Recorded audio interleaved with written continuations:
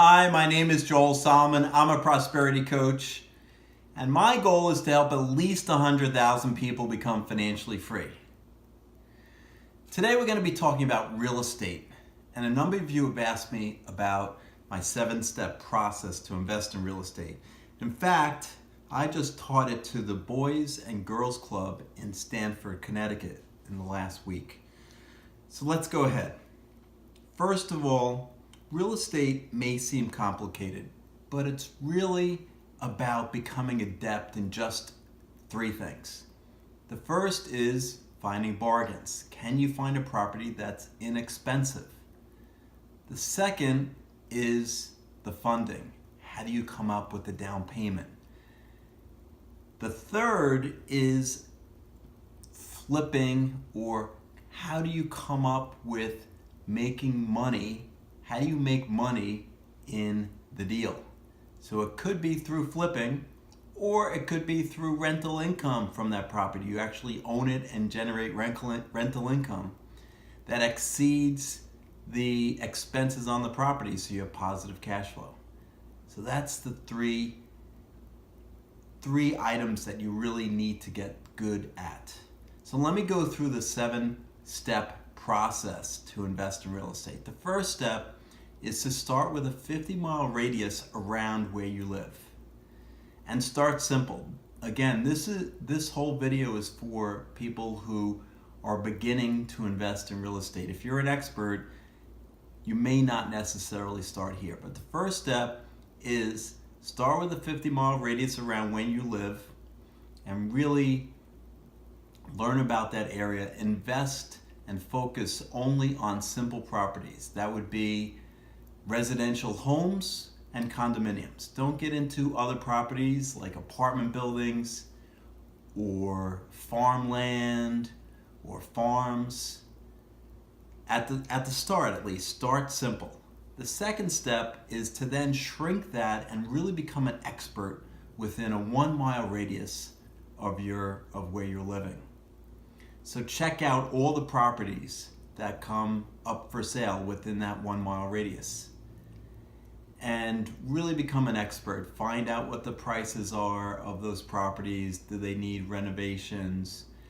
And what will happen is usually within that 1-mile radius you'll find a few properties, 3, 4, 5, that are really true bargains each year. You want to be there first. Now the third step is to find motivated sellers. So remember the acronym MOTIVATED.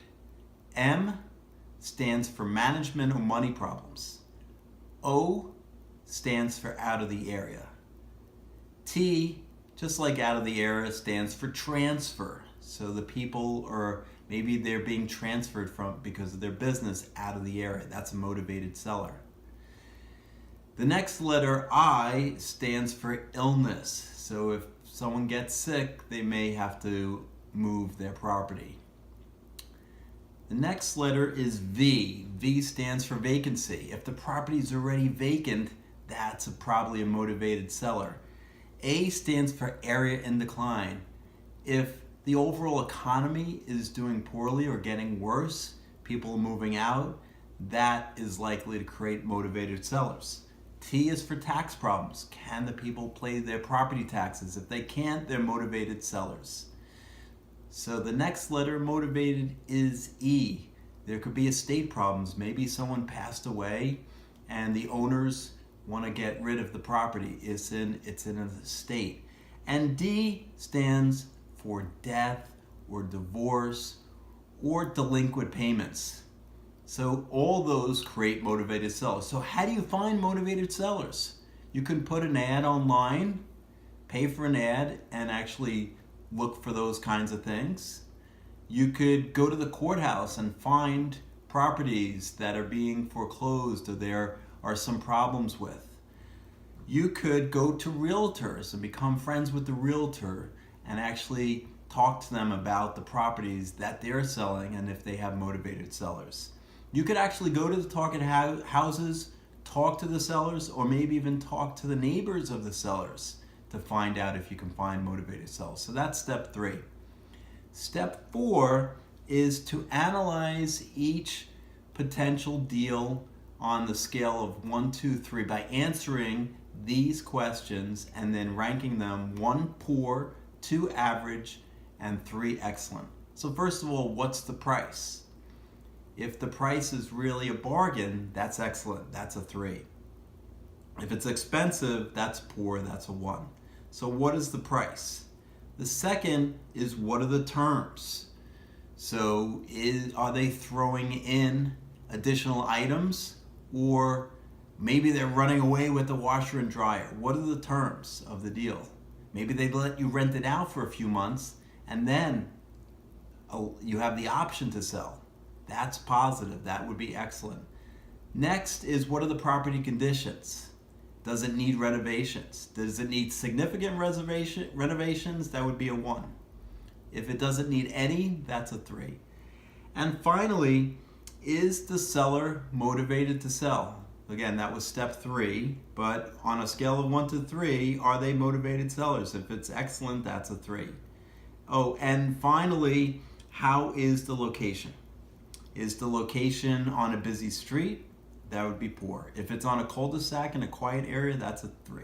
Excellent. So add up your numbers.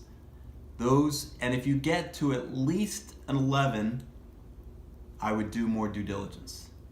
The 5th step is decide if you can buy it for no money down. Now, I'm not going to get into the no money down techniques on this video, but there are ways to do that. We can discuss it in future weeks, or email me at joel@salamour.com for the techniques. That's joel@salaurmor.com. The 6th step is to, again, go back to your numbers. If you have a number that's over 12, I would definitely actually make an offer on those properties. And finally, decide how you're going to make the money. Are you going to flip it by buying it and selling it quickly just a few months later, or are you going to generate rental income on the property? So remember the 7-step process. The first is buy only within a 50-mile radius. The second is analyze and become an expert within a 1-mile radius of your home. The 3rd step is deal only with motivated sellers. The 4th step is to add up your numbers on those 5 attributes, and if you have over 11, continue, do more work. The 5th step is to use the no money down techniques. The 6th step would be to write offers on all the amounts over 12, and the 7th step is to decide if you're going to flip it or rent it out. Thanks for watching. I believe in you.